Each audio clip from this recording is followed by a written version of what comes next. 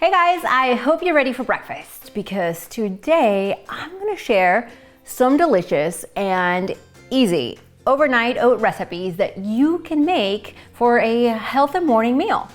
If you love discovering new ways to enjoy family-friendly recipes made with fresh ingredients, make sure to hit that red subscribe button. Every single week, I'm here sharing some brand new recipes that you can make at home. But the reason you're here today is to learn how to make overnight oats. I'm gonna show you the basic recipe to make overnight oats and then share with you some delicious variations. So, first of all, you might be wondering, what are overnight oats?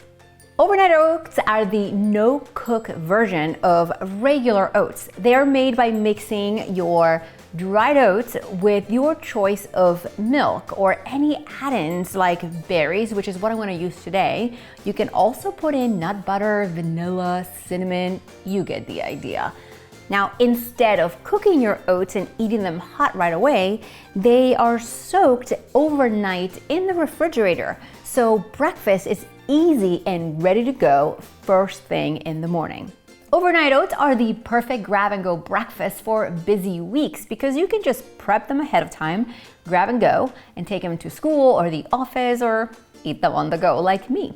Because I like to make a batch of overnight oats and refrigerate them for a few days, I typically use these smaller canning jars. They're easy to find and they stack really well on top of each other in the refrigerator. Of course, you can use any lidded container for this recipe and they don't all have to be the same, but you do want to make sure that you have enough room for your oats, your milk, and all the add-ins that you're going to add to your recipe. The other question that you might be wondering is, what kind of oats do you use for overnight oats? You can use larger flaked oats like these old-fashioned oats. These are going to give your overnight oats a heartier texture because the flakes are larger. I personally prefer these, and a lot of the recipes on this channel are made with large or old-fashioned oats. On the other hand, you can also use these quick cooking oats. Quick cooking oats are also the same type of oats, but they are chopped smaller, so they're gonna cook quicker if you're making them on the stove, but for overnight oats, you can use either one. And yes, you can also use steel cut oats if that's what you have around. The basic recipe is gonna be fruit at the bottom, then your oats, and then your liquid. So for this, today I'm going to add some strawberries at the bottom of my jar, some oats. Now, one serving of oats is half a cup, so that's how much I'm putting in. Of course, if you're gonna add chia seeds or hemp seeds, even ground flax, to your overnight oats, now would be the time to do that. I just want to show you the basic recipe method, which is fruit, oats, and your liquid. Now here I have unsweetened vanilla almond milk for this recipe, but you can use dairy milk as well, or any dairy or non-dairy milk alternative that you already have at home. Now, if you want to take this recipe up a notch, you really want to take a look at my banana split overnight oats. It's one of my favorites and a family-friendly breakfast that takes the classic ice cream sundae to the next level. So you have your oats and milk topped with strawberries, banana, mini chocolate chips. Sometimes I just make the base of oats, the oats and milk, and then let the kids add the toppings so everyone can build their own bowl. Now, I also love the pineapple upside down oats recipe because that's another one that tastes like dessert but without the guilt, right? So it's a little extra, it's delicious. It's something that I usually make on the weekend mornings and I start my week really great. You'll need a little bit of time to brown the pineapple, but you can do that ahead of time, and in a pinch you can also use canned pineapple. So it's like dessert but for breakfast. Okay, so now that you saw the other varieties and the kinds of things that you can make with overnight oats, we're gonna go back to the basic recipe, which is probably why you came here.